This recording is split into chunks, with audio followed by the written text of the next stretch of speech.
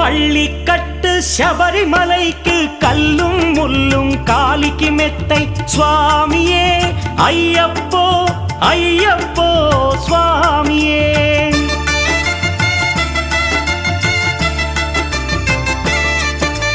பள்ளிக்கட்டு சபரிமலைக்கு கல்லும் முள்ளும் காலிக்கு மெத்தை சுவாமியே ஐயப்போ ஐயப்போ స్వామియే.